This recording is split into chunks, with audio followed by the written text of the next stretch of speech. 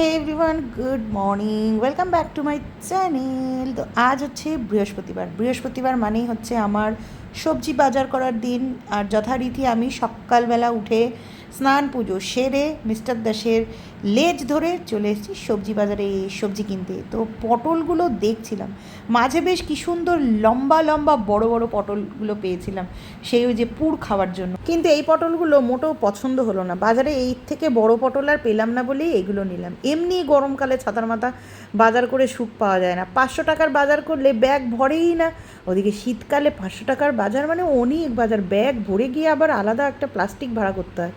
কী আর করা যাবে বলুন, এই জন্যই তো বলে গরমকাল আর শীতকাল তফাৎ আছে, থাকবে, সারা জীবনের মতন থাকবে, ঠিক হাজব্যান্ড ওয়াইফের মতন। হাজব্যান্ড যদি পূর্ব দিকে চলে, ওয়াইফ কিন্তু যায় পশ্চিম দিকে, ঠিক সেরকমই শীতকালে যেমন খেয়ে দেয়ে আয়েশ করে মজা আছে, গরমকালে তার ঠিক উল্টো, দরদর দরদর করে ঘামছে, কোনো রকম কোনো দিকে শান্তি নেই, না খেয়ে শান্তি, না ঘুমিয়ে শান্তি, না শুয়ে শান্তি, না কোথাও গিয়ে শান্তি, মানে জঘন্য একেবারে। ঠিক সেরকম মানে হাজব্যান্ডরা হচ্ছে এই গরমকালের মতন, না খেয়ে ওদের শান্তি পায়, না কোথাও গিয়ে শান্তি পায়, না দুটো কথা বলে শান্তি পায়। তিনাদের কোনো কিছুতেই যেন শান্তি আর হয় না। কিন্তু ওয়াইফদের দেখুন, জীবনে কোনো চাহিদাই নেই, নিশ্চিন্তে নিজের লাইফ নিয়ে, বর নিয়ে, বাচ্চা পোতা নিয়ে দিব্যি আছে শীতকালের মতন। একদম 199% মহিলাদের মনের কথা আজকে আমি বলে ফেললাম। তো এত সত্যি কথাটা সকাল সকাল আমি বলে ফেললাম বলে সেই আনন্দে চলে এসেছিলাম ছোলে বাটোরে খেতে। সকালবেলার ব্রেকফাস্টে শর্ট পড়ে গেছিলো, মাকে দিয়েছি, অলির বাবাকে দিয়েছি, আমার জন্য 2 চামচ বেঁচেছিল। তো বাজারঘাট করে ভেবেছিলাম যে একেবারে রান্নাবান্না করেই একই খাওয়া দাওয়া করব, কিন্তু ওইটা আর কুলোলো না। বাজারঘাট করে রোদে ঘুরে ফিরে আমার পেয়ে গেছিলো খুব খিদে, সেই কারণে মিস্টার দাসকে বললাম যে চলো গিয়ে একটুখানি গিলে আসি। আর এই ছোলে বাটোরাগুলো না এই সাত সকালে খেতে এত ভালো লাগে না, আর ভালো লাগবে না কেন, চুব্বা ধরে তেল, ছোলেটার মধ্যে একেবারে ওপরে গাওয়া ঘিয়ের পরত, ও হো, মানে গ্যাস অম্বলের জন্য একদম পারফেক্ট। আমি গ্যাস অম্বলকে আজকে আহ্বান করেছি, আজা যা। যাই হোক, আজকে কিন্তু ইলিশ মাছ নিয়েছি, বর্ষার প্রথম ইলিশ। এদিকে বৃষ্টির দেখা নেই, কিন্তু আমাদের বাড়িতে ইলিশের দেখা পড়ে গেছে। বাজারে তো আজকে ইলিশের ছড়াছড়ি ছিল। মেঘগুলো দেখুন, ঠিক যেন মনে হচ্ছে শরৎকালের ভাষা মেঘ, দেবী দুর্গা চলে আসবে কালকেই, কি মানে এমন জঘন্য। 14 জায়গায় বৃষ্টি হচ্ছে, মানে কোথাও বাকি নেই। কিন্তু অন্ডালে, এই ঘাটের মরা পাপিষ্ট জায়গা, এখানে সাথে বৃষ্টিই নেই। এখানে এইরকম ভাষা মেঘের বৃষ্টি, মানে ভাষা মেঘ দেখা যায়, অর্ধেক জায়গা কালো, অর্ধেক জায়গা সাদা, আবার কোথাও কোথাও আকাশি। বেশ সুন্দর লাগছিল দেখতে। এই সুন্দর মনোরম দৃশ্য দেখতে দেখতে চলে এলাম হচ্ছে বাড়ি। ওকে, বাড়ি এসে গেছি। আজকে আমার অবস্থা এত খারাপ, মানে কী বলবো। আজকে বৃহস্পতিবার, আর এই দিনে আমাকে বাজার ঘাট সব কিছু করতে, মানে গোটা সপ্তাহের বাজারটা, সবজি বাজারটা। তো মাছ সকালবেলাতেই মিস্টার দাস নিয়ে এসেছিলো। তো আমি পুজো দিতে দিতে তারপরে সব সেরে উঠতে উঠতে একটু দেরি হয়ে গেছে। তো ততক্ষণে আবার সবজি বাজারটা উঠে যাবে, তো ওই কারণে বেরিয়ে গেছিলাম সবজি বাজার করতে। তো এসে এখন ভাত হয়ে গেছে, নিয়ে নিয়েছি। এদিকে হচ্ছে ইলিশ মাছ ভাজা হচ্ছে, এটা ভাজা হবে, তেল দিয়ে ভাজা খাওয়া হবে। আর এখানে হচ্ছে ইলিশ মাছের এটা ঝোল হবে, এটা হচ্ছে গাঠি কচুর তরকারি হবে এটা দিয়ে। আর এই হচ্ছে আজ বেগুন দিয়ে পাতলা পাতলা ঝোল করব, তাই বেগুনগুলোকে চোকলা ছাড়িয়ে লম্বা লম্বা করে কেটে নিয়েছি। আর এখানে আমার ভাত, গরম গরম দুটা ভাত হয়ে গেছে। এখন গাঠি কচুগুলো কাটতে হবে। গাঠি কচু কাটা একটা বিশাল বড় একটা চ্যালেঞ্জ, কারণ ছোটো ছোটো হয় তো। দেখি কী করুন, আগে দেখি।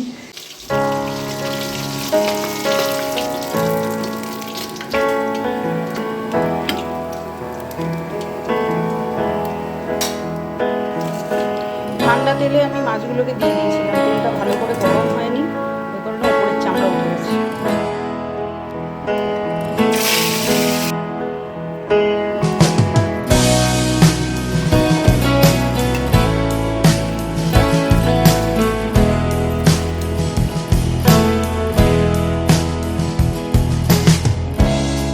Dame un círculo de magia, algo que se lleve la razón.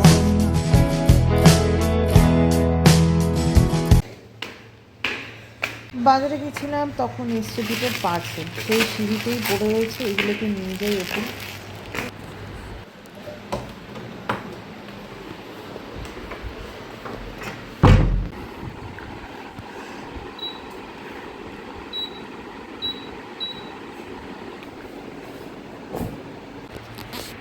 ওরে বাবা রে বাবা, আজকে সিরিয়াসলি বলছি, আজকে আমার অনেক খাওয়া হয়ে গেছে।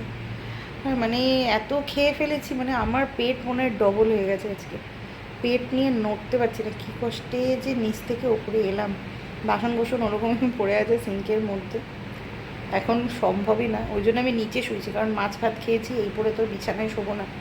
আমি আবার একটু ছুচিবাই টাইপের আছে, মানে মাছ ভাত খাওয়া জামা কাপড় পরে আমি, মানে বিশেষ করে রান্না বাজার করেছি, রান্না বান্না সেরেছি, মাছ ফাছগুলো ছিটা টাটা লেগেছে, তো ওই কারণে আমি বিছানায় উঠি না, সেই জন্য নিচে শুলাম।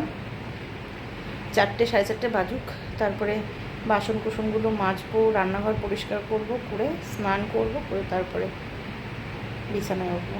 ওই সন্ধ্যে টন্ধে দেবো, তারপরে আর শোয়া হবে না। কিন্তু ইমিডিয়েট এখন যদি না শুয়েছি, আমার সিরিয়াসলি প্রচুর কষ্ট হচ্ছে। একটু ঘুমিয়ে নিই, হ্যাঁ, টাটা। ঘুম তো ছাই হবে, এই পেটটা আইঢাই আইঢাই করছে, কি করব বুঝতে পারছি না। জোয়ান খেলাম, কারণ ইলিশ মাছ এমনি গুড়পাক, মানে ওটা খেলে পারেই গ্যাস হবেই। ইলিশ মাছের মধ্যে একটা মানে গ্যাস হওয়ার একটা টেন্ডেন্সি রয়েছে, সবার হয় না, অলির বাবার হয় না, আমার আবার হয়। তার উপরে আবার ইলিশ মাছের তেল দিয়ে খেয়েছি। ভাগ্যিস কচুটা খাইনি এবেলা, কচুটা রাত্রে খাবো, নইলে পরে একেবারে স্বর্গে যেতে আর কেউ মানে আটকাতেই পারতো না, স্বর্গে যাওয়া ছাড়া। যাই হোক, আর বাইরে এখন একটুখানি বৃষ্টি টিষ্টি হওয়ার ব্যাপার স্যাপার আছে, জানি না। গোটা সব জায়গায় বৃষ্টি হচ্ছে, দুর্গাপুরে, রানীগঞ্জে, আসানসোলে, বর্ধমানে, পানাগড়ে, চাকদায়, আসামে, রাজস্থানে, সমস্ত জায়গায়, মানে যেখানে যেখানে আমার পরিচিত লোকজন আছে আর কি, সব জায়গায় মোটামুটি বৃষ্টি হয়ে ভেসে যাচ্ছে। শুধুমাত্র একমাত্র এই অন্ডাল পাপিষ্ট জায়গা বলেই বৃষ্টি হয় না। এই যে দেখুন, দরজার ফাঁক দিয়ে দেখাচ্ছি, এই যে কালো মেঘ, এইগুলো কালো মেঘ হচ্ছে, আর ওদিকে আবার উঁকি মারছে সূর্য মামা। মাঝখানে আর কোনো ভিডিও করিনি, রাত বাজে হচ্ছে 10:30, আমাদের সকলের খাওয়া দাওয়া হয়ে গেছে। আর এই যে দেখুন, এটাকে 3 দিন ধরে আমি এটার জন্য ওয়েট করেছিলাম যে কবে খটাস করে পড়বে, ফাইনালি আজকে পড়েছে। এত জ্বালাচ্ছিল, পাইপগুলো জাম করে দিচ্ছিল, আমাদের মেন যে মানে জলের পাইপটা, মানে পুরো গোটা বাড়ির জলটা যেখান থেকে বেরোয় সেই মুখটার মধ্যে জাম করে দিচ্ছিল।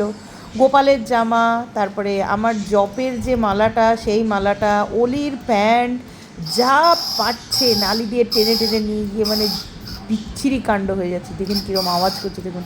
ফাইনালি এটাকে ধরেছি, কালকে সকালবেলাতে আমি মিস্টার দাসকে বলবো মাঠের ওই দিকে গিয়ে ছেড়ে দিয়ে আসতে।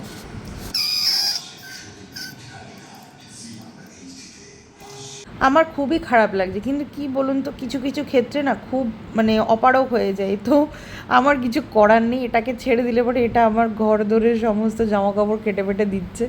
তো কালকে সকাল হতেই ছাড়িয়ে দিয়ে আসবো, মিস্টার দাসকে বলে ও ছেড়ে দিয়ে আসবে। এর আগেও 2-3টে এরকম করেই আমি ধরে আবার মাঠে গিয়ে ছেড়ে দিয়ে এসেছিলাম। আসলে 4-5টা মাঠ জঙ্গল, তো এদের আসাটাও স্বাভাবিক। তো যাই হোক, বাড়ির শুদ্ধ সব লোকের খাওয়া দাওয়া হয়ে গেছে, আমি আর কিছু খাইনি, কারণ ওই ইলিশ মাছ খেয়ে আমার গলা অবধি উঠে গেছিলো, অনেক কষ্টে হজম হয়েছে। ওই জন্য আজকে রাত্রেবেলাতে শুধু একটু গ্রিন টি খেলাম, খেয়ে এবার শুয়ে পড়বো। তো চলুন, আজকের জন্য এই অবধি, কালকের ভিডিওতে দেখা হবে।